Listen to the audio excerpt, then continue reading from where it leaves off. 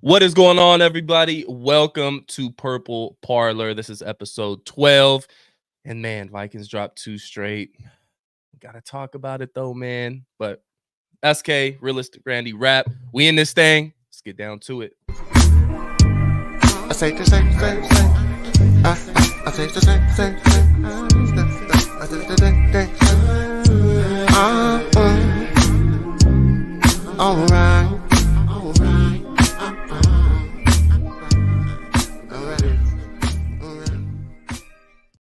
What is going on, everybody? Again, welcome into Purple Parlor episode 12. And man, it's been a while since I've been this frustrated with this team, man. Started 5-0. We're 5-2 now. And we're getting flashbacks to 2016, unfortunately. How we feeling, y'all? Enough time has passed for me where I can take the emotion out of it and just say, all right, they're 5-2, could certainly be worse, but there's definitely things that they have to work on. That magic is certainly gone. And I think in order to build that trust up, they have to fix those problems as best as they can and just see where the chips may fall. Yeah, man. We in my opinion, man, we need to get this win. My expectations were set. First of all, they were set low at the beginning of the season. And then we get the 3-0, then we get the 4-0, then we get the 5-0. I'm like, all right, now y'all got my expectations through the roof. Now I expect to go out there and handle business, right? And we haven't did that the last 2 weeks for sure. Particularly the Rams game. You know, the Lions game is one thing. Like I was okay. Yeah. I took that one on the chin. It was what it was. But to go out there on Thursday night and play the way we played, man, that's unacceptable from a team that was going into that game, 5-1 and we were favored. I think we were favored. Were we favored in that game? I'm sure we were. I think we're like 2-point favorites or something like that. Yeah, like come on, man. Like it was just it was embarrassing, man. It was embarrassing. I mean, we're here now. What makes it worse is that the teams that we beat early in the season that we felt, hey, look, these are Super Bowl contenders, the San Francisco 49ers. Now, the Houston Texans, still a very good team, maybe not as good as what we thought they'd be. But outside of that, I mean, the Packers may be the best team that we beat. And this is not me just being a Vikings fan, but that's not saying much, So, I mean, it's it hurts, man. Well, I'm not going to say it hurts. It's disappointing. And what's even more disappointing is that it's not just our offense. Like our defense I don't know what happened. I don't know what happened. I get it. The Rams got Cooper Kupp and Puka Nacua back. I get that. They are game changers. But at the same time, it's like, where was this defense that we had the first 4 weeks of the season? Like teams figured them out. They figured them out. All they do is play zone defense because you don't have the corners to have versatility to go from man to zone. So the Detroit Lions game, I think that was the blueprint for the rest of these teams to say, okay, this is how we can attack this defense. And just in the nick of time that the Rams were able to get both Cooper Kupp and Puka Nacua. So unfortunately, I just think it's a situation. I don't think that anything can be fixed with this defense outside of trading for a guy like Dexter Lawrence, which, because you're not a Super Bowl contender, I don't even know if making a big splash of a trade is in the best interest for this team. You're just going to have to zone your way the rest of this season until you can address the cornerback position next year. But that defense, it's been figured out. I think Brian Flores is doing the best he can with what he has. This offense is really the more disappointing thing for me. It's about time that we have this conversation. We had it last week, SK. But okay. Do you want to see this team? And this is for everybody, not just SK. Do you want to see the Vikings win a Super Bowl? That's a question for everybody out there. That's an easy answer. Absolutely. It's an easy answer. Okay. Then I'm here to tell you that winning a Super Bowl and Kevin O'Connell play calling are mutually exclusive.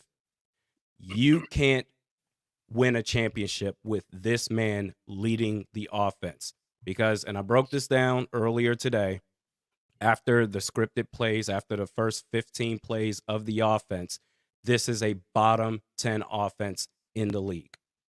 I talked about how they are top 10 in penalties racked up, but that didn't really do it any justice because of the bye week. So when you look at it as penalties per game, total penalties top 10, ninth to be exact, but penalties per game, they're fifth highest.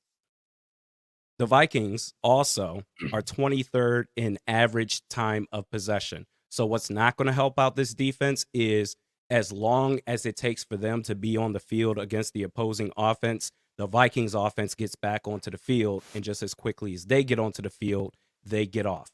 Mhm. This has been an issue the entire time for KOC. And we can talk about all the adjustments that they need to make for the defense and personnel changes and what are you going to do at left tackle with this offensive line, Christian Darrisaw, out for the year. But unless KOC makes the change to either A, get better or delegate that responsibility to somebody else, you're not going to get nowhere with that. In fact, I'll take it a step further. Not only will you get nowhere with that, but if he is just so hell-bent on trying to fix this himself that he doesn't have enough self-awareness to say something's got to give after the first 15 plays on offense, then you're holding this team back. And we need to have a conversation on, hey, does he really deserve a contract extension when his contract runs out? Because that's the main thing. You're never going to win a championship with Kevin O'Connell calling the plays on offense. You're just not. And I think we need to clarify that. Randy's saying calling plays, not Calling necessarily plays. not being head coach of the team. Because I think we can all agree Kelsey's a great motivator. He seems like a really good head coach. Players love him. But I mean, I was on kind of the other side of the spectrum last week as far as, look, I don't necessarily think it's KLC's play calling. It does have a little bit to do with Darnold missing open guys, and we saw it again this week. There was guys open in the end zone. Jordan Addison open in the end zone when he was trying to force feed Justin Jefferson. So we've kind of seen this before. It's a little bit of a mixture, but I am starting to lean more to the side of, look, KLC, I'm all here for improvement and trying to fix things. And yeah, you're 3 years into being a head coach, but at this point, look, if we're trying to go anywhere, if we're trying to make a deep playoff run, this obviously isn't going to work, especially if you come up against a team like the Rams, who's able to put up points early in the game when you have those scripted plays like we do. And look, we can say KOC's the number one guy when it comes to scripted plays. You have an argument for that. But after that, it's a different ball game. So if you don't build a 2-possession lead like we've been doing all season long, besides the Rams game, which they were going tit for tat with us, and it was 14-14, I believe, towards the end of the first half. And then eventually, I think it was 17-14 us, if I'm not mistaken. But if you come across a team that can put up points and go back and forth with you, this team gets in trouble. And you saw that on Thursday. It was extremely frustrating. And the biggest frustrating part, it was a home game for us. There was so many Vikings fans there. It had to be 70-30 Vikings fans there.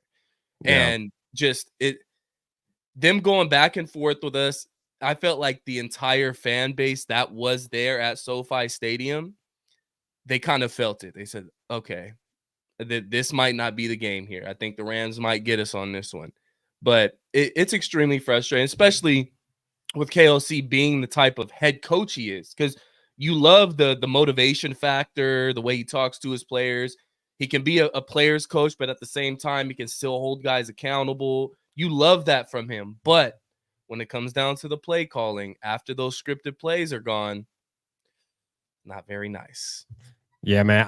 I mean, look, man, I'm still holding on to KOC. I think it's good. I ain't gonna lie. Nah, I don't think it's good, like as far as the play calling in certain stages of the game, but I think KOC is the right guy. This is why I fear passing off the play calling to who on the coaching staff, Wes Phillips. I feel like Keenan McCardell. But see, my thing is they learn from KOC. Like they look up to KOC. So if you pass it to Wes Phillips, I think it's going to be the same exact thing in a way. They actually probably come together, in my opinion, and come up with the game plans and do it. So I think you would have to go like outside somewhere. Like pretty much you would have to get rid of Wes Phillips, bring in a new mind, somebody with some fresh mind that hasn't been with the system already running the way we've been running for the past 3 years. That would be my way of fixing it. And I'm not opposed to that, right? I'm not opposed to that because again, I do believe, I'm like with SK. 2 weeks ago, I'm all in KOC, but then these past 2 games, yeah, I've been noticing I'm starting to pay more attention now. Like, all right, now you're starting to piss me off. You know what I mean? Yeah. Because there is things, and it even makes me think back to the Cincinnati game, right? Like where it was the tush push play and all that. Now I'm starting to dig back into the past. And I'm Back in starting the to pull vault. shit. Turning Yeah, Josh Dobbs, trying to make him Kirk Cousins Right. into a So- pocket passer. Right. So now I'm starting to see shit, and I'm starting to come along with what Randy's been pushing the past. You've been pushing it for a while, but like what you've really been pushing now for the past couple of weeks, in particular about KOC, and I'm starting to get on board with that. But I don't like we've been saying here. I don't think he should be fired as the head coach. Play calling, yes, okay, I'm open to that. I just don't think that Wes Phillips. I think there's a way to go about that. And I don't think it's given just passing it to Wes Phillips because I think they'll be two of the same. I think you have sure, Wes Phillips and Keenan McCardell, they have the knowledge. They're all studying the playbook together and designing the scheme with Kevin O'Connell. But just because they all are in sync on the knowledge of the scheme, I don't agree, Rap, that they would do the same thing. It's not about the knowledge as much as it is the courage. To me, KOC lacks courage in situational play calling. And specifically going back to 4th and 8, it really was the perfect storm of a head coach who also calls the offensive plays. Hey, bro, there's nothing wrong with having TJ Hawkinson go past the sticks with the season on the line. No, that's okay. We'll have him go short. Combine that with a quarterback that doesn't have the courage to throw past the sticks. It was really the perfect storm in that regard. Yeah. I think I would rather take a chance with literally anybody else on this coaching staff. And if you have to then go outside, that's a different conversation than I am to continue to see this train derail with KOC calling the plays. Think about this, man. This offense, the personnel that you have with Justin Jefferson, Jordan Addison, Aaron Jones as the running back, and up to the point of last Thursday having a star left tackle and relative to the rest of the league, a solid offensive line, KOC has massively underachieved with this offense, and there's no question about it. It's been this way ever since he got here 2.5 years ago. Yeah. No, I agree. And again, I'm not going to put 100% of the blame of how the, whether it be the second half or after the scripted plays are done of the nature of this offense, because a little blame does have to be on Sam Darnold. And if you're just looking at the stat sheet, yes, Sam Darnold's been having really good games for us. Didn't turn the ball over this game, which this is the second game in a row where we either matched or didn't turn the ball over at all, and we ended up losing. And KLC was undefeated when he's either, tied or didn't turn the ball over at all in his career. So it's a little funky, but Sam Darnold does have to take some blame here, because whether you want to look at the screenshots, whether you want to look at the film, he's missing guys wide open. He's looking on the opposite side of the field. It's not pretty. But this is what we kind of signed up for. We can't necessarily sit here and be like, oh, well, Sam Darnold's terrible and he's doing it. This is who Sam Darnold is. This is just what we got to accept, that there's going to be plays left out there. There's a reason why Sam Darnold was a free agent, and there's a reason why Sam Darnold was willing to only get paid $6.5 million guaranteed to be a starting quarterback in the NFL. So he's gonna get his payday next year. Wherever he goes, he's gonna get paid pretty handsomely. But I think we can all see that there is a lot of shortcomings when it comes to Sam Darnold, where he's missing wide open receivers. He's looking on the wrong side of the field.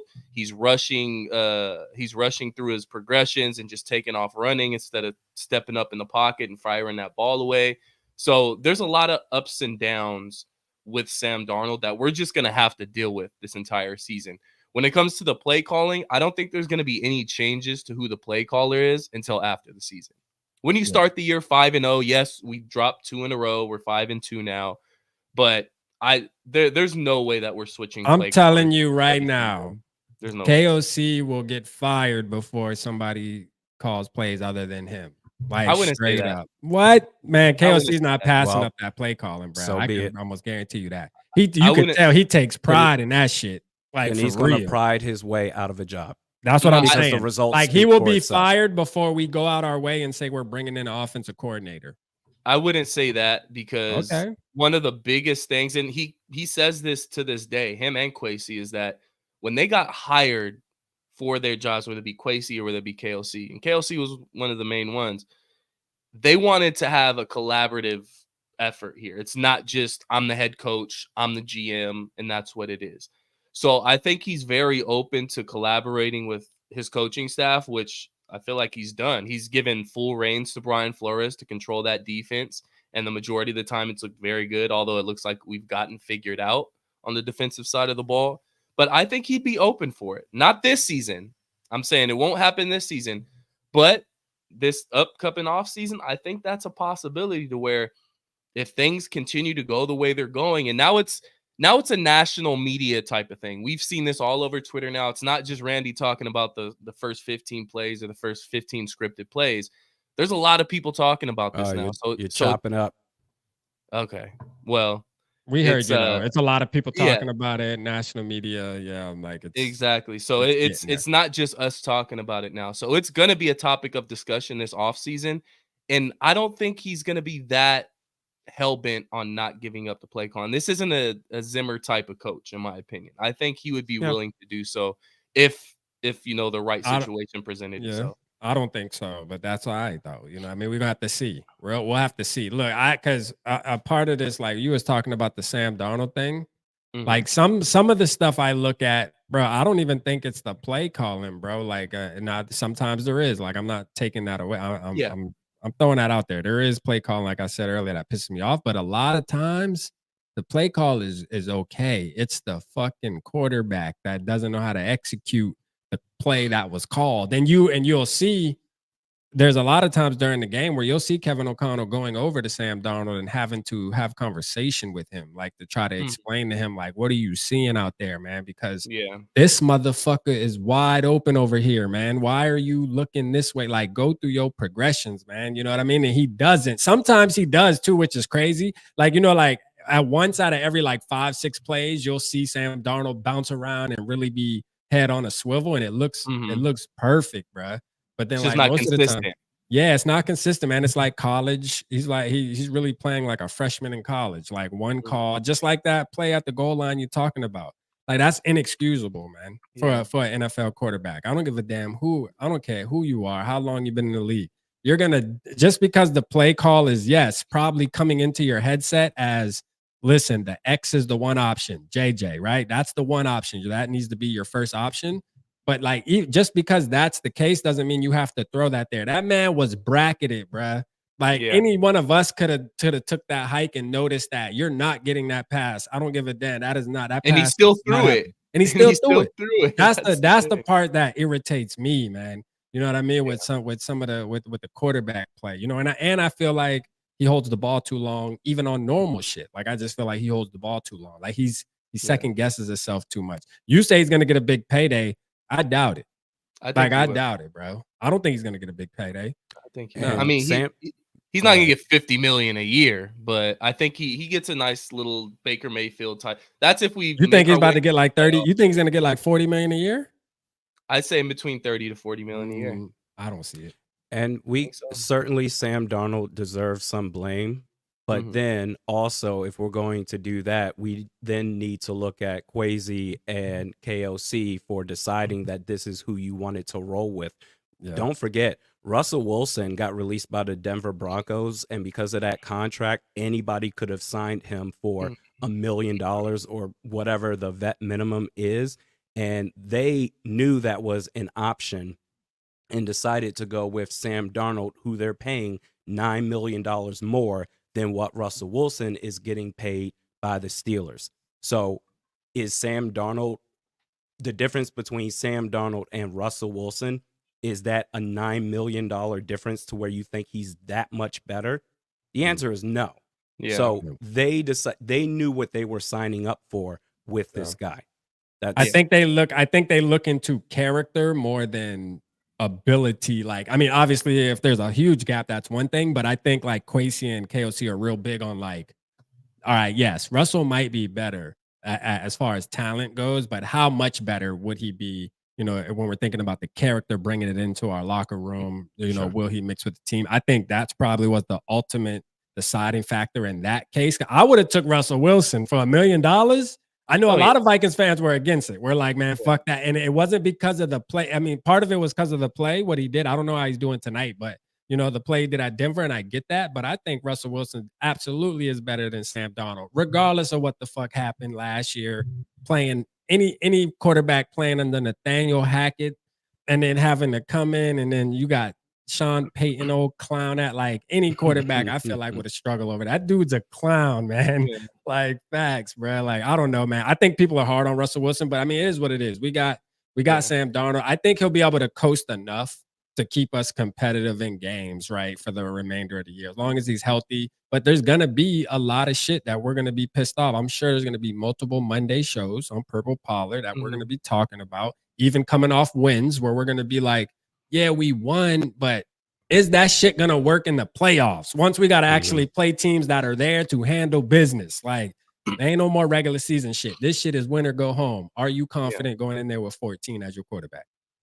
Yeah. I guess the final thing that I'll just say on the whole KOC play calling situation is that the ultimate goal is to win a championship. You know, whatever happens, if you fail at that ultimate goal, don't let it be because of this, because this is so glaring and clear as day right now that I don't want this to be something that we have to talk about again. Hey, you know what? The play calling, we've been talking about it all throughout the season. We get to the playoffs, and then it's some goofy ass play that they do at the end, and then we say, hey, what's going on?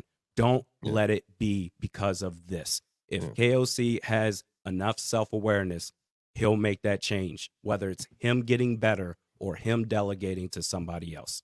And that's what I was going to ask you, SK, real quick. Do you have faith, and then Randy can bounce off this, do you have faith, though? Like, I know we're ready to maybe possibly switch it off, pass up the play calling, but do you have faith that he could get better?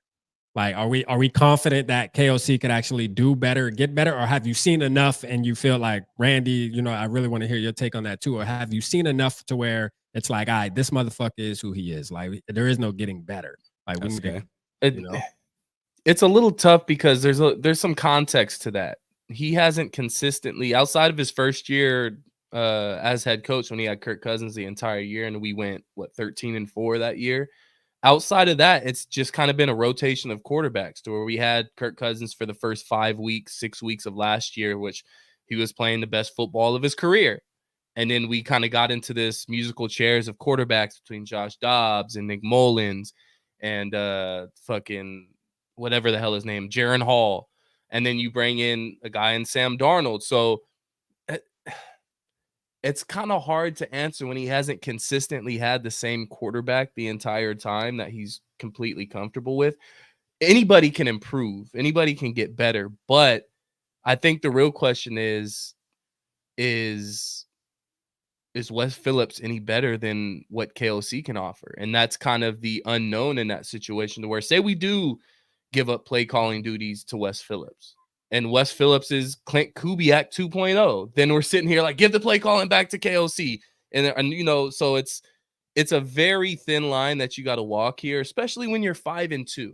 And I know, especially after Thursday, Randy said at the beginning of the show, we're a couple days out of it now to where we're not as angry, not as upset as we were Friday and Saturday. So you're not getting our full emotion. If we did this show on Friday, my God. Yeah, dude, yeah, that shit would have been or right after the game, like this is a completely fucking mics would have been peaking all over the place. Oh man, this so would have bad. been a completely different show. Yeah, for sure. So, but now we're kind of stepping back and looking at the perspective of things. Say, okay, well, we're still 5-2.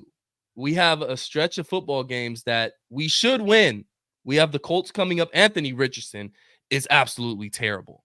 I don't want to fucking hear it, Rap. he looking Anthony bad. Richardson is looking terrible. If you would go out there and you lose to the Colts at home on Sunday night, we're talking about a completely different football team at that point. Now, the Rams coming in LA, obviously we all expected the team to win. I'm not saying we didn't expect that. Now, we're expecting Cooper Kupp to come back. That Puka Nacua shit, that was something that was crazy. Sean McVay pulled out of his ass. Yeah. And they asked Puka Nacua after the game, did you know you were going to play, or was it just like a last? He's like, no, I kind of knew since Monday. So that was kind of a trick that Sean McVay pulled out. And you can tell this defense didn't scheme. They weren't ready for Puka Nacua. Obviously, he went 7 receptions, 106 yards. He was tearing this defense up. But you can tell we kind of schemed a little bit to be ready for Cooper Kupp. I think Cooper Kupp had like 5 receptions for 50 yards and a touchdown. And that touchdown shouldn't have been a touchdown. It should have been a goddamn sack, which, again, I don't know what the hell happened to our pass rush on Thursday. But going up against the offensive line like the Rams, which is towards the bottom half of the league, and you're supposed to be having one of the better pass rushing teams in the league, and you're not able to get 1 sack. I don't know how many pressures we got, but it wasn't very many. Was it I think 2? we got 2 QB hits. 2 QB hits. So, I mean, stuff like that, man, that loses you football games. But we're 5-2, and we got a stretch of games coming up that we should win. Well, we got to define the word should that now. 2 weeks ago, they were guaranteed. Now it's like, hold up 1 second. Anybody. Yeah, for sure. But adding insult to injury to this game, yes, we're upset about the game, but what made it that much worse and had put the cherry on top was losing Christian Darrisaw for the year. That is a huge blow. That's like losing Justin Jefferson, if not worse. If we can have a serious argument of saying what's worse, losing Justin Jefferson or losing Christian Darrisaw, your left tackle. And I might have to lean towards losing Christian Darrisaw. That's how good this guy is. We just saw this game against the Lions where he had one of the best pass blocking reps that we've probably ever seen. So that's a huge hit to this football team. And that brings my expectations down quite a bit. If we don't have our star left tackle in Christian Darrisaw with a quarterback like Sam Darnold who needs that protection, we may be in trouble, guys. Yeah, that's a fact. That's tough. That what do you do there? Because I would keep Blake Brandel at left guard. Yeah. And take my chances with Walter Rouse. Actually, somebody brought this up in my IG DMs, brought up this idea. I don't know if you guys have talked about this, but David Bakhtiari apparently is just sitting on the couch. You want to talk about 2016 and reliving that year all over again, how they signed Jake Long off the couch. Yep. I mean, it's a flyer. It's an idea. I wouldn't be opposed to it. No, I wouldn't be opposed to it. He got nothing to lose. He's injured all the fucking time, but I wouldn't be opposed to it. Yeah, I'd do that. He's been healing for a while, so shit, like, hey, look, maybe he all right. Yeah, I would do it. I would definitely do it. Why not? You have nothing to lose at this point. Yeah. You know what I'm saying? Like, why not? Fuck it. You ain't gonna have to break the bank for him. So, and now in that situation with losing Christian Darrisaw, you may be forced to have to keep Ed Ingram at right guard. Yeah. Because if we decide to move Blake Brandel to left tackle and move Risner into left guard, then you don't really have another option at right tackle besides Ed Ingram. Yes, you can reach and who was the rookie that we drafted at guard? Walter Rouse. No, not he's Rouse. A tackle. Oh, the rookie guard. Oh, I don't know. Was it Freeney? Was it Freeney or somebody? That's a free agent. Not Freeney. You don't want him playing. Yeah, no. Who did we draft at guard? I can't even remember. To be honest with you. There was a lot of people that were high on him in the preseason. He had a really good Robinson. Dalton said Robinson. So okay, which that may be your only other option if you're really sick and tired of Ed Ingram. But with that injury, it kind of spreads you thin on the offensive line to where you may not be able to take him out of that right guard position. But if you get Bakhtiari, then you can, because then you can just kind of keep it what it is. Yeah, just put him in. And then if an injury happens, then we'll have to have the conversation. But like, I mean, it depends. Yeah, if you go and sign somebody like Bakhtiari, then yes, we can kind of stay put where we're at, and we're just gonna put Bakhtiari in the CD spot, which still isn't gonna be CD, but still, yeah. I mean, fuck it. Well, I mean, Look, we got the And, Colts and you coming could take against. Ed Ingram out and put Reisner. Reisner there. That's what I Yeah. was thinking. Yeah. Yeah. And then you Yeah, can I mean, still there's a bunch of ways that you can kind of maneuver this offensive line around, but Brandell's playing so good at the left guard position that I don't think you want to take him out of that. Keep him where he's Yeah. at and either go sign a free agent left tackle or try the rookie there. Hell, screw Yeah. it. I mean, if I don't want to say it like this, but I mean, if Sam Darnold's getting teed off on, then Sam Darnold's getting teed off on. Like he's only here for a year. It's not like that's our rookie quarterback out there. So, I mean, again, we got the Colts coming into town. It's Sunday Night Football. The game was flexed. I believe the Colts are 3-5, if I'm not mistaken, 3-4, somewhere along those lines. So Yeah. they got a decent record. Those wins came from Joe Flacco, though. Let's be real. And there's a possibility he might play. I don't think they'll do that just yet. I think they're gonna give Richardson one more week. I think they'll give him one more week. I don't think they're gonna start. I may be wrong. I don't want to see Flacco. Yeah, me neither. I don't want to see Flacco. I do not want to see Flacco. If Flacco plays, bro, I don't know why. I just have this bad feeling that it's gonna be a game that's just gonna piss us off, like for real. Like I can just see Flacco like out there just darting shit up. Like facts, that's been our kind of weakness outside of Aaron Rodgers. It's been those kind of really good quarterbacks, big name quarterbacks that have kind of been tearing us apart. And Brock Purdy is kind of starting to come back down to earth, and we're starting to see the real Brock Purdy with multiple turnovers per game. I know they took care of the Cowboys last night, but we're starting to see a little bit of what Brock Purdy is. We saw CJ Stroud. He's kind of having a sophomore slump. He's not, the big play quarterback that we saw last year, but it tends to happen with quarterbacks. You have a sophomore slump, you don't have a very good second year. So we've come across quarterbacks where we're able to get after them. Daniel Jones and a banged up Jordan Love. And then, I mean, we got after Aaron Rodgers, but that second half got really tight and they almost won that game. So, I mean, you're coming across quarterbacks, not in the next coming weeks. It looks like you're going to have Anthony Richardson after Trevor Lawrence. Is it the Jaguars after the Colts game? Got Yeah. Trevor Lawrence, which Trevor Lawrence can still sling that thing. I don't Yeah. necessarily think it's just Trevor Lawrence's fault of why the Jaguars are so bad. I think it's coaching and a whole lot other things. But that's a team that can jump up and bite you and get a win. And then after the Jags game, you got the Titans, which you're probably going to play Will Levis or Mason Rudolph. So you have a stretch of games here to where you should be able to take care of these quarterbacks. But with the way our defense has been looking, if we come up against a good enough coaching staff that can scheme against this and able to put up points early in games, then we got a problem. We have a serious problem. Now, I'm not going to jump to conclusions here because from what I saw from the Rams, they had a great game plan. They were not allowing the pass rush to get after them. They're getting the ball out extremely quick. And it wasn't bubble screen quick. There was a lot of just quick out routes and quick slants and over routes. It was just a lot of quick stuff that Stafford can get the ball out. And then once we adjusted our defense, they started taking shots downfield a little bit, started stretching the ball downfield. And that's what ultimately killed us. So, I mean, what's our feeling going into this Colts game? What are we expecting from this team, or what should we expect from this team? I have no idea. This is the game for me where honestly I'm on the edge of my seat. I am on the edge of just saying, you know what? I'm willing to take this embarrassment if it all goes to hell. Hell is right here. Sunday night, and especially because it's prime time, everybody's going to see it. So if they fall flat on their face to Anthony Richardson, which quite honestly, I don't think they're going to play him. Like I think he lost that locker room with him subbing himself out because he's tired, and this is making all the national airwaves and everyone's talking about it. And for an offensive line that has to play every single snap, and the amount of confusion and how him taking himself out of the game as the starting quarterback put his coaching staff in a position that was so disrespectful to Shane Steichen and company that they all of a sudden on the fly have to say, okay, what are we going to do for this one play? Let's figure it out. Okay, we'll hand the ball off. Are you ready now to come back in?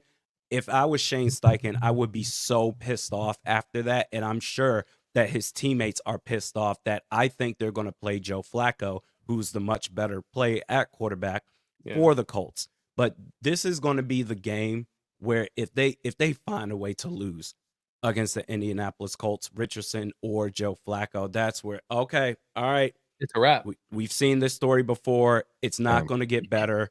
Trevor Yeah. Lawrence or whoever the hell we play after that, so be it. We don't need to talk about being buyers at the trade market at that point. No, Sellers. that ship has sailed. Now you need to protect that first round pick, and we need to have some uncomfortable conversations. But I don't know what to expect, but I'm just going to sit back and let it all happen. Yeah. How about you? No, I expect this. My expectations are for us to beat the shit out the Colts, to be honest with you, regardless of who the quarterback is. But I wouldn't be surprised though if we do the Vikings thing though. Like I'm not, especially on national TV. Like Randy said, man, it's gonna be, man, that shit gonna be embarrassing. Man, I think we should win this game though by at least, especially if Anthony Richardson plays, man, we should win this game by double digits. That's a fact. We should win by at least 2 touchdowns, I feel like, because I think like his type of play is it's gonna favor Brian Flores as far as being able to scheme against him, and he's gonna struggle. He's gonna see this and that, and it's gonna fuck with him. Like they might even take him out the game at halftime if we do, but hopefully we'll be up by a big enough lead. But again, after this last week with the Rams, because I felt like we should have beat the Rams ass. But then again, you got Puka Nacua and Cooper Kupp and Matthew Stafford when those three are together. I mean, shit. And they got a really good running back in Kyron Williams. I mean, shit, they got a squad, man, when you're talking about offensive power. Like, I mean, they can run with anybody in the league when you got all those guys 100% healthy, if you want to be honest. So, I mean, that it's no excuse though, man. The Colts are not the Rams though. They are ass, man. For sure, man. We should be able to beat them. But then you never know, man. It's the fucking Vikings this year. We've seen this story so many times. If we lose, I'm just gonna put it like this. If we lose, the conversations moving forward will be very different. You know, I think I'm still gonna be hyped this weekend and still talk my shit. Like we're gonna go out there and put belt the ass and this, that, and the third. But if we lose, then yeah, it's gonna be a different conversation. Sure. Absolutely. I mean, like you said, Anthony Richardson plays into what we want to see on the defensive side of the ball. There's going to be plenty of opportunities for turnovers, plenty of opportunities for turnovers. But what you got to worry about with this Colts offense in general is Jonathan Taylor. They can run the ball. Yeah. And one thing I know is that if you're able to run the ball and control the clock, regardless of who your quarterback is, you're going to give yourself a chance to win the football game. So first, number one priority in my head for this defense, stop the run. Do not let Jonathan Taylor beat you. I can deal with if you force Anthony Richardson to throw the ball and he just happens to have this career game and beat you, so be it. That's the game plan you got to have going into this game.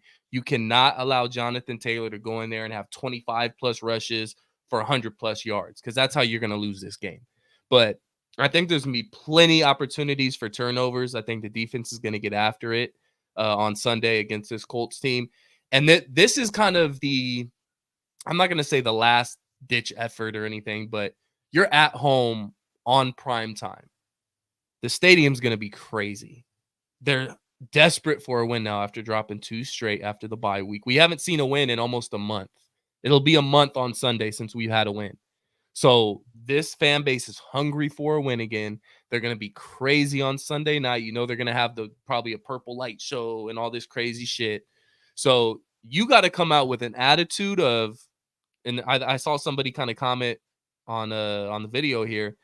You got to come out like the Lions. And I hate it. It sounds so funny. You got to be like the Lions, but you got to come out with the attitude. What is the world coming to? Exactly. Hell is frozen over. But you got to come out and you got to have some goddamn attitude, man. You got to go in there and say, I'm going to punch these motherfuckers in the mouth and they're not going to do nothing about it.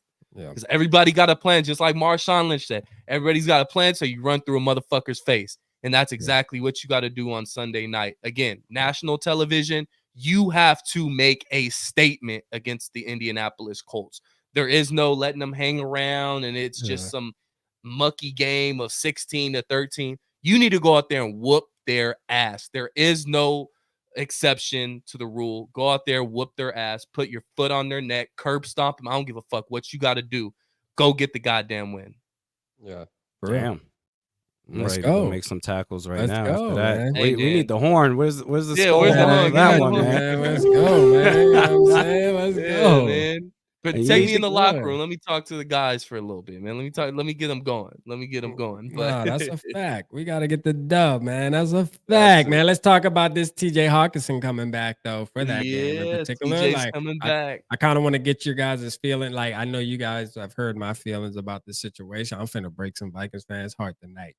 But how do you feel about TJ Hawkinson coming back? I'm just gonna keep it real with you, bro. You How about to go feel? off? Oh, I mean, man. I ain't gonna go off, but I'm gonna just call it for what the fuck it is. Like we've been seeing. go. I mean, Go. look, this is my Let thing. us know. This is my thing with TJ Hawkinson coming back. I've said this multiple times already, kind of sprinkled it in there. I don't think that he's gonna have as big of an impact as a lot of Vikings fans do. Not you two guys in particular. I'm just saying, like, just Vikings Nation as a whole, right? Like you seeing only 8 days left and acting like it's about to be just this, come on the scene and shit just about to change. You know what I mean? Like, as far as we're just gonna explode on offense.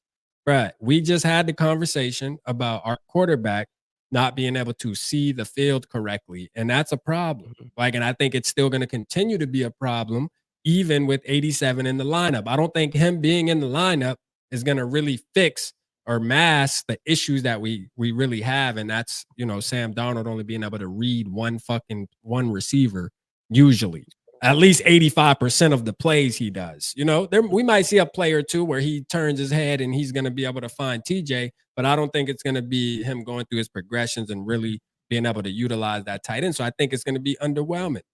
I think a lot of fans, and you know what's going to happen is we're Vikings Nation going to come out, oh, TJ Hawkinson ain't this shit. Oh, he still must be hurt. No, it ain't that, bro. I'm going to tell you, it's going to be the quarterback. That's going to be the issue. Number 14. That's how I feel about it.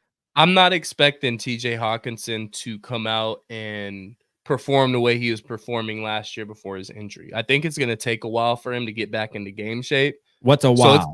It's going to be a couple weeks before we see, a hint of what we are seeing from the old TJ Hawkinson. That's just being real. If you look at any tight end coming off or any bigger guy coming off an injury like that, a knee injury, it takes a little while for him to get his feet wet again. So I don't expect him to be this world beater the first few weeks. What I do expect is it's going to take off a little pressure from our receivers. It's going to open up things just a little bit because we all know how good TJ Hawkinson is.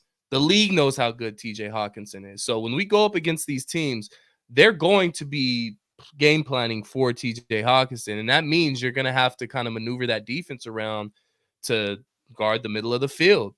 And that's going to open up things for Justin Jefferson and Jordan Addison. So that's what I'm most excited about with him coming back, is that we have a threat at the tight end position now. Johnny Munt wasn't a threat. Yes, he's somewhat of a fan favorite. Johnny Munt's cool. He catches a touchdown every 5-6 weeks or whatever. He's not TJ Hawkinson. Josh Oliver, he's great. He's a great run blocker. He's not TJ Hawkinson. So it's going to be a couple weeks before we get the real TJ Hawkinson. But at least we got him back because it's going to open up some things for the offense. I think there's going to be a gradual progression in his snap counts over the next couple of weeks before he's back to the TJ Hawkinson of old. He's coming off an ACL tear, but I think even in those limited snaps, his presence alone should help out Sam Darnold because he's going to be closer because of the field of vision, the routes that he's going to run compared to Addison and Jefferson, who are doing all these deep shots that KOC doesn't want to run slants with, that Hawkinson is going to be in the closer field of vision for Sam Darnold. So even, let's say he plays 10, 12 offensive snaps against the Indianapolis Colts, I think there's a good chance he gets about 3 catches. I'll say 3 catches for about 20-something yards. Yeah, I think it's going to help. But then this comes back to the point that it's the Colts.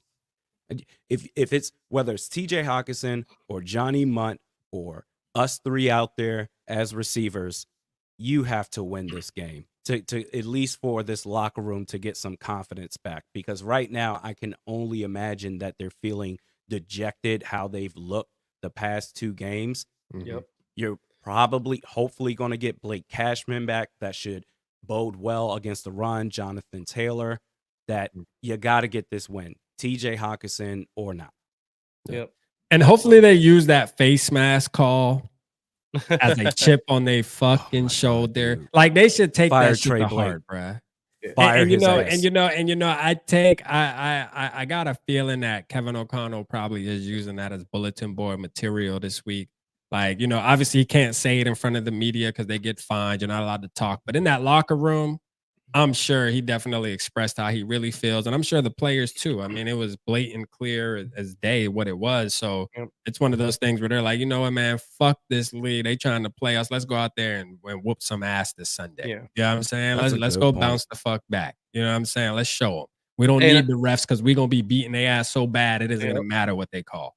And I'm proud of us. It took us about 45 minutes before we talked about the face I mask. know. And that was the thumbnail too. yeah. I mean, I was supposed to, you know, we did good. We did really good tonight, man, because we could have landed on that shit for sure. Well, I mean, if we're all being honest here, yes, the face mask was egregious. I mean, it would have gave us another chance. We'd have been at what the 20-yard line or something after that penalty should have been thrown. But let's be real, that's not what lost us the game. We played No, it's not. But you get paid too much money to be that damn stupid. Yeah. Absolutely. Like, I'm sorry. I'm sick of the fact that all these employees of the National Football League have to bite their lip when talking about the officiating and pretending like it's great. No, Trey Blake and that whole ass crew is a bunch of clowns. Fuck them. Yeah. As referees, fuck them. Yeah. And Trey Blake is the same referee. I'm not sure if it's the same crew, but Trey Blake was the same referee when we played the Colts last time on that 33-0 comeback that blew the whistle and stopped two scoop and scores from by Shannon Sullivan. Yeah. By Shannon Sullivan that would have made that game. I mean, a whole lot. We still won the game, obviously, but it's just egregious calls that could have swung games in a complete different direction. So I 100% agree with you, Rennie. The refs need to be held accountable. This is not just because it happened to the Vikings, but this is the same crew that called a phantom pass interference call on the Chiefs Bengals game, where it wasn't a pass interference, but it so happened to be the Chiefs, and they just threw the flag and it cost the Bengals that game. But also, earlier on in that game, they had a phantom holding call against our favorite corner, Byron Murphy, which if you watch our show, that's the one guy on defense that we always get on because Byron Murphy has been absolutely terrible.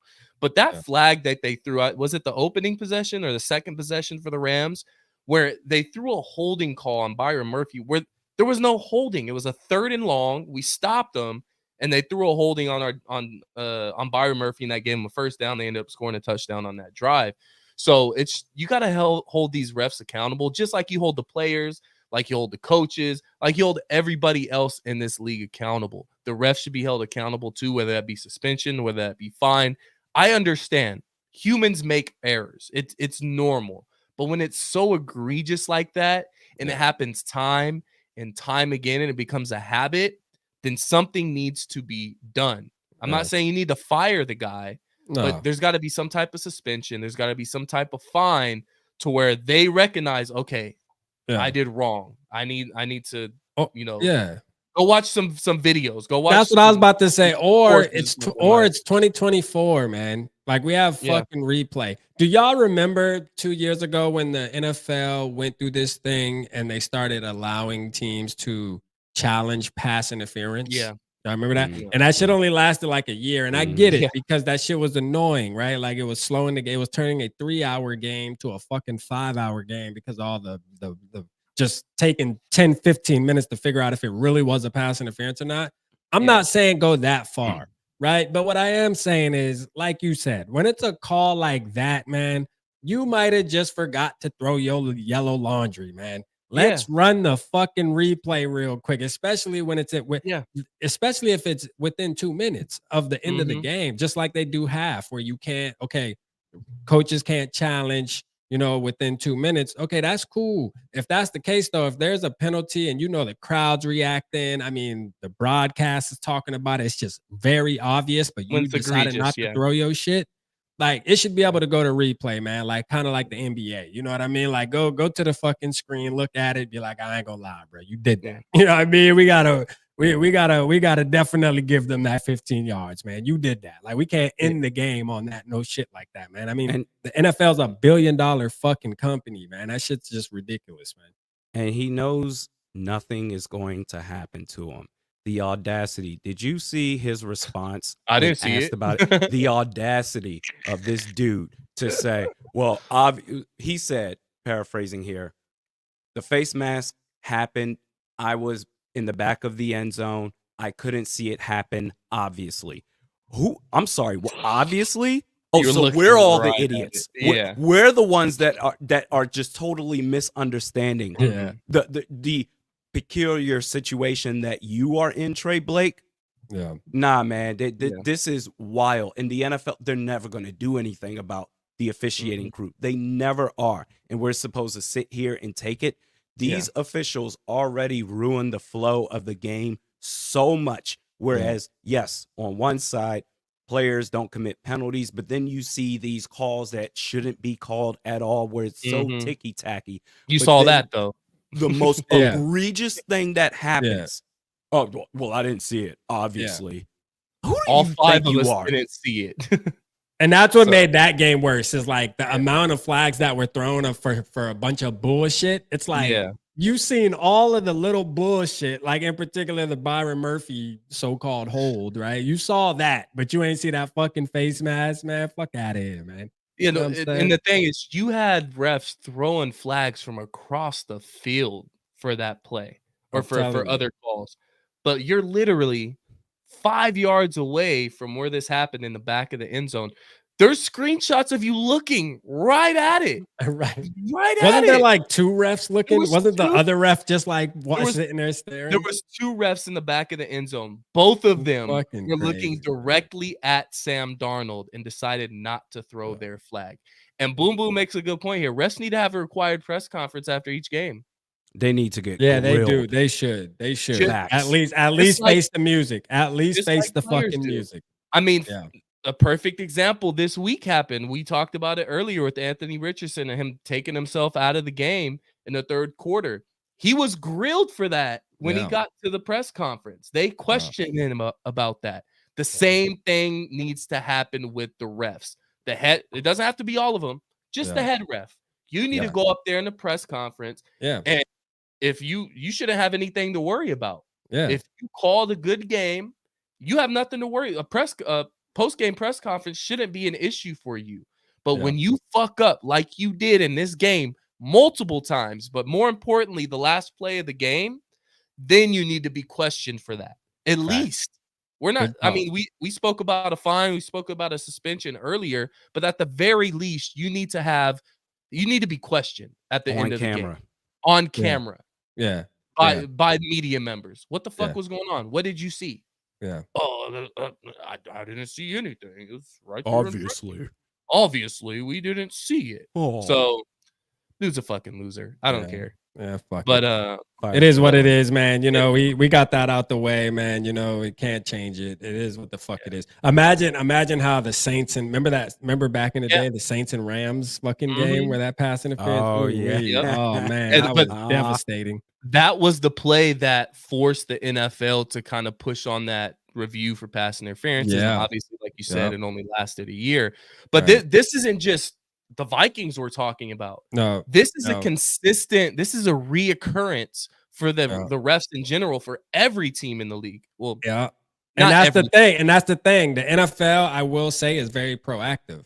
So, and what I mean is what they're going to do is this call gained media attention, and I'm sure there's going to be another call by the time this season's over. That's going to be like, yo, what probably the fuck? By the same motherfucker too. Yep. And the NFL is going to have a ton of meetings in the off season, and next season, I can guarantee you, there's going to be some new type of shit where it's going to either be, hey, even if the ref doesn't throw the flag under 2 minutes or whatever, they'll have their kind of way they spin it. They're going to say, we're going to be able to review it, but only the refs, or maybe Vegas can call, or New York, wherever the station is, they can call in and say, hey, we got to relook at that play because that was a penalty. That was an obvious penalty. Like, it's obvious. Like, there's nothing We don't have to look at it to see if it actually happened. We're just going to show it to you. You go to the screen. We're going to show you what it was. And you need to walk out into the middle of the field and call it. And this is what it's going to be. And that's the funny part is that the broadcast has that. They have a sky judge that'll come up on TV and they'll say, yeah, well, that looks like a penalty to me. This should be a penalty on this guy, but they missed it. So, we're on to the next one. They need to have a guy in their ear saying, hey, look, you missed out on this call right here. We need to change it, because they throw late flags all the fucking time. Mm-hmm. Yeah, I mean, like there's a plenty of times, especially pass interference, like that shit, the play will be over with. It'll be like 30 seconds where the receiver does something and then they're like, yeah, you're right, fuck it, and just throws the laundry, bro. And it's like, it's like, come on, man, if you could do that for pass interference, you can do that for a call like that. And on top of that, all scoring plays are reviewable, or should be.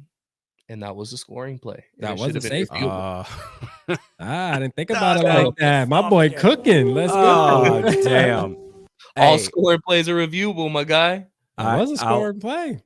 I have the perfect idea to add on top of what SK suggested. Not just only have the sky judge, but also in conjunction with the New York office. So all the on-field refs, you only follow what the sky judge and the New York office has to say as far as penalties that happen. Yep. Because if you're too dumb to not see a face mask happen right in front of your face, okay, then we'll have the people up top that can clearly see it that will make that call for you. And then you just echo the penalties that they tell you in your ear, Trey Blake. Yeah, I'll take it a step further, Randy. Yeah. You know what they need to do? Oh, they need to hire us. I think we need to write the new fucking referee book, man. You know what they need to do is they need to have some substitute refs sitting on the sideline. And if you fuck up, just like any player does on any team, you go and get say, him out the game. Oh, Anthony Richardson ain't getting it done. Joe Flacco, come on over. Go sit your ass on the bench because you're not getting the job done. So, again, the same accountability that we hold for the players and the coaches, the same accountability needs to be had for the refs. And like I said earlier, this isn't just a Vikings thing. This is a league thing. Yes, the Packers get the benefit of the doubt with penalties. Yes, the Chiefs get the benefit of the doubt with penalties. But overall, the league continues to screw over teams, and it seems like every other week it's happening. So why not have two substitute refs on the sideline to say, hey, sit this series out, dog. That's you need to think about what you did, and then we'll see about getting you back in the next series or the second half. Because, I mean, what is going to fix it if you're not finding the guy, if you're not suspending the guy, if you're not having the guy sit at a post-game press conference? What is going to change specifically this ref? Time and time again, this guy continues to screw up. There's got to be something that changes that. Next thing, SK gonna be like, you know what? Fuck it. We just need to have a referee draft. You know what I mean? Hey, like, who's the first round pick? I need referee Madden ratings. And Trey Blake's Madden rating is a fucking 47. He's fucking be like, hey man, hey, we got the first round draft pick referee in our game tonight. We should be good. Like, yeah, I'm good. Yeah, boy. You seen him in college, but I'm motherfucking call a game, boy. For real. This boy had the biggest numbers in college. I'm telling you, that boy numbers nice. So we'll get off the ref thing. We vented there. It took us a while. I thought we'd hop right into the whole face mask referee thing, but we were mature about it. We talked about our miscues first, and then we got to the fuckhead and Trey Blake. But let's get to the fun part of our show. This is the Sizzlin 7 game picks. And it was a rough week for all of us, fellas. It was a rough week pretty rough for all of us. But starting with the Texans and Colts game, we all picked the Texans. We all got that one right. Easy. Then moving to this game was freaking amazing at the end. The Chicago-Washington game, which Jaden Daniels, thank you, sir, because I did not want to finish in last place in this division this week. Shout out Jaden Daniels, my guy. But Rap was the only one to pick Washington in that game. Me and Randy picked Chicago. So Rap got that pick there. Dallas versus San Francisco. I don't know why I picked Dallas, but I did. San Francisco came out on top. Randy and Rap picked San Francisco in that one. Buffalo versus Seattle. Rap went with Seattle because he thought they had the home field advantage. They got And smacked. Buffalo just dismantled them all game. It was ugly. Yeah. So me and Randy got the point on that one. For the Atlanta Tampa Bay game, we all went Tampa Bay. And look, that was another, maybe not necessarily the ref's fault there because they called it a touchdown on the field. But I don't know if you guys saw the second Kyle Pitts touchdown where he pretty much got the ball swatted out of his hands at the 1 yard line. I seen it. They called it a touchdown, and the call stood because they didn't have a pylon cam for some reason. But then again, we all picked Tampa Bay. Atlanta won that game. Atlanta's 2-0 against Tampa Bay this year. Yeah, that's big for them. Next game, Philadelphia at Cincinnati. We all picked Cincinnati, and Philadelphia just whooped that ass. Dog walked. Philadelphia, look, I hate to say it, Philadelphia might be working their way. No, they're not. No, they're not. They're starting to look better. They are starting to look better. They played the Bengals. Nah, man, they're one of the worst teams in the league. No, they just got off beating one of the worst teams in the league. And then before that, they beat the Cleveland Browns, where Nick Sirianni is going up to his own fans saying, "What now? Yeah. What now? Yeah. Look at me, please." Yeah. And look, I hope you're right, Randy. I hope you're right, because They're I not cannot bad. stand another Philadelphia run again. I just can't do it. And then obviously Minnesota at LA. We all went Minnesota. All lost that one. Yeah. So the final tally for this past week, Rap went 3-4. Randy also went 3-4. I went 2-5. So it was a rough week for us, man. One game closer. One game closer. Well, you guys gotta, coming up. One But game creep on you. yeah, so final tally through 8 weeks. Myself, I'm 36-20. Rap is 32-25, and Randy is 27-29. So All right. still lots, You're getting there. You're lot of getting games there. to work with. And we got a really good week of games this week as well. So Let's start with them. let's get down to it. First game, we're gonna go over Texans Jets Thursday night football. It's in New York. Is that a good game? Like the Texans gonna dog walk they out. I'm going with Texans. the Texans. Yeah, this should be easy. I'm going Aaron Texans. Rodgers is finished. Yeah. Even with Why do I Devontae feel like Adams. Aaron Rodgers is gonna retire a Viking? Why do I feel like that? I don't No, know. he's not. Nah. JJ nah. McCarthy is our quarterback next You thought about year. that? He's Let's not. Facts. He's And bullshitting. at least You with what? Favre with the Jets, you could see that the Jets were just dysfunctional. They still are. But Aaron Rodgers, even that last year in Green Bay, all the excitement that happened when he signed with the Jets, I just said, y'all don't know what y'all are in for. Yeah. I think they were just so desperate to have any sort of relevancy that they got Aaron Rodgers. Oh, he's going to take us to the promised land. They are awful. It's Zach Wilson bad over there. Yeah, they bad. Yeah, and pointing out Favre was playing with a shoulder injury when he was playing for the Jets. If you guys don't remember, he went and got surgery on that shoulder before he came to Minnesota and played for us. So he was playing with a banged up shoulder, and that's why he wasn't looking so great. Next game, and I put this game on here because it has Minnesota ties to it. Mike Zimmer's Cowboys defense travels to Atlanta to play Kirk Cousins and the Falcons. I think we all got the same team here, right? Kirk versus Zim. I'm going Falcons. Yeah. It's Falcons. And Kirk will be motivated too because he hates him. He'll never say it out loud, but he hates that. Yeah, dude. Kirk might fuck around and throw for like 6 touchdowns, though. Yeah, dude. I would actually like to see that. I mean, Me too, I wouldn't mind.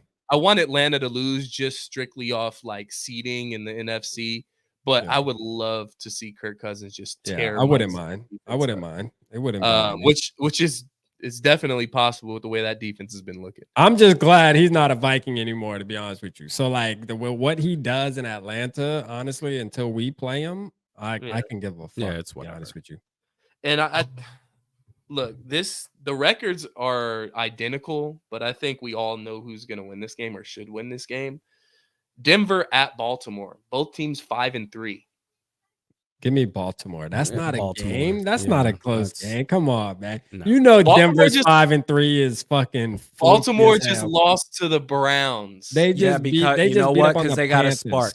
They got somebody who is not afraid to sling it. Deshaun Watson looks sad as hell out there on the football field, just looking down at the ground.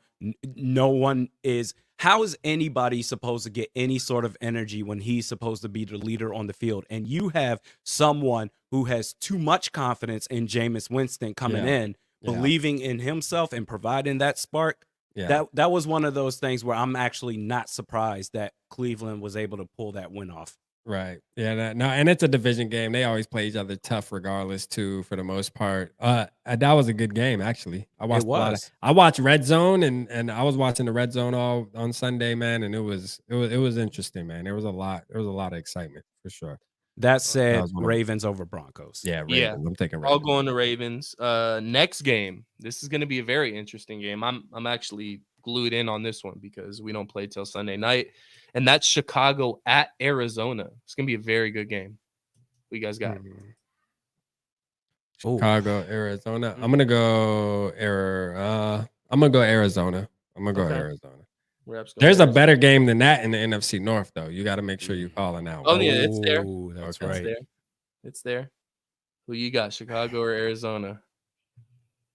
I'm going to say Arizona. Yeah. Maybe just because I think Kyler Murray finally recognizes what he has in Marvin Harrison Jr. Yeah, they're clicking. Throw that dude the ball. Yeah, they're clicking right now. Yeah. Oh, man.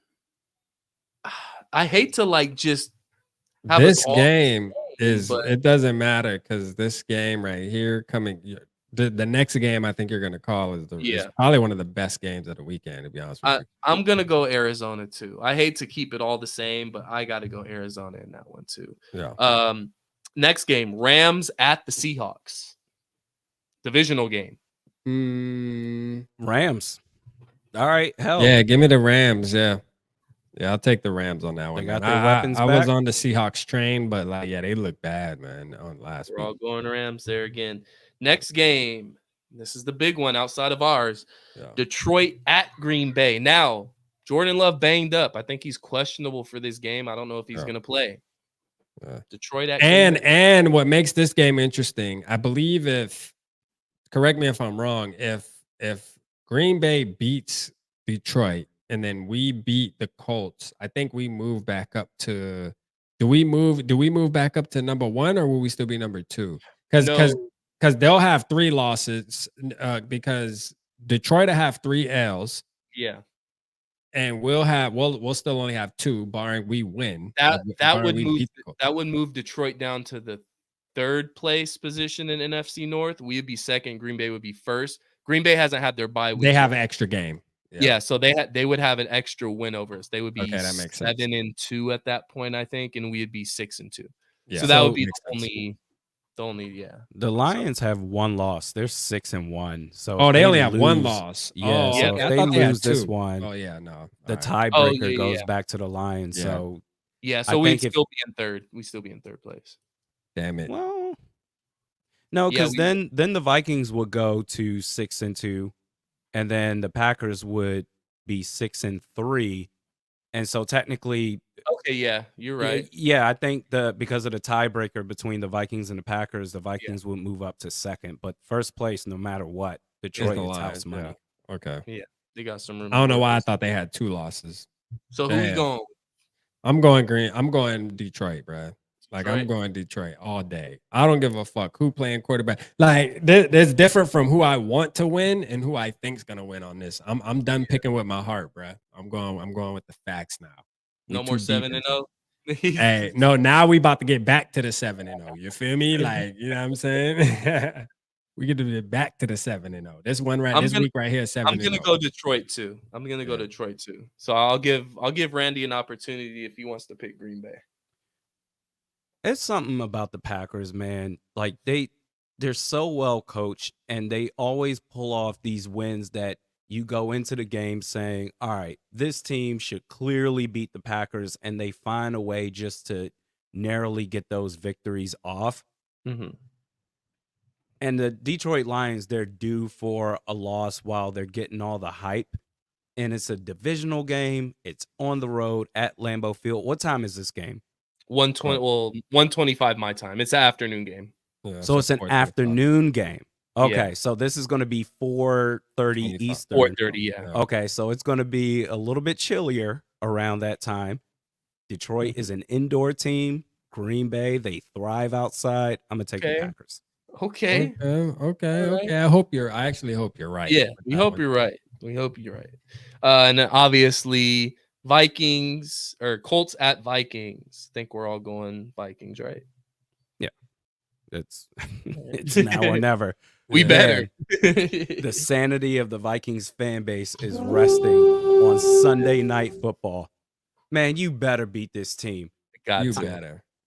I'm not trying to come back after that, especially we're all going to be heated. It's not going to be like the Thursday night game No. against the Rams where And we got had a couple time. days. Yeah, to chill. rest and say, well, you know what? Let's be logical about this. Yeah. This is going to be Yeah. 24 hours later, dude. You lose this game, I'm going to be heated. Yeah, Oh, I'm yeah. gonna be pissed. Vikings. Yeah. Well, yeah, in this game too, you've had 10 days to marinate in that loss that Yeah. you just took. This Yeah. team's gonna be pissed off and they're gonna be ready to play, hopefully. Now The we all know thumbnail's just gonna say pissed. You know what I'm saying? let's hope that's how we play, is pissed off. So Yeah. I think Vikings win.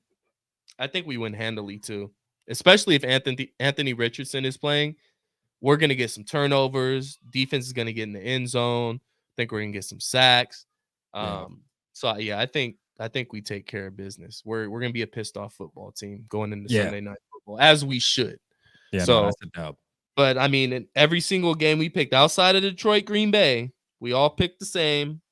Detroit, Green Bay. Me and Rap picked Detroit. Randy picked Green Bay. So he has an opportunity to gain a game on us. That's your opportunity, Randy. We here.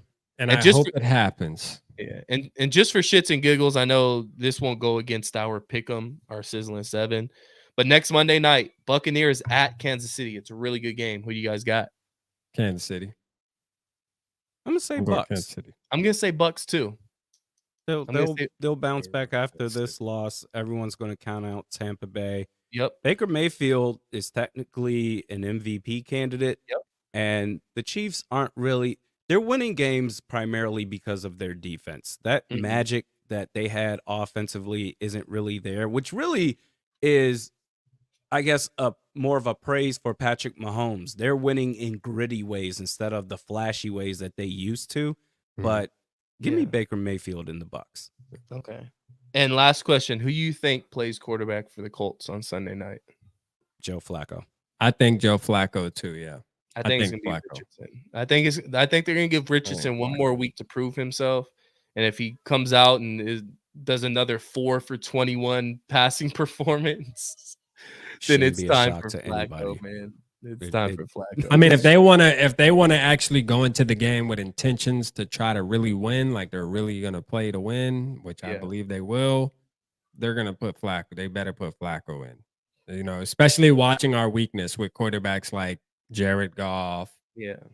Matthew Stafford. I mean, is Flacco them? No, not right now. He's not, but he has the knowledge and can understand, like, hey, we need He's to gonna get the be able ball to off read that quick. defense the whole- Yeah, there's things that I can see. I've been in the league. I've been around long enough. I see it.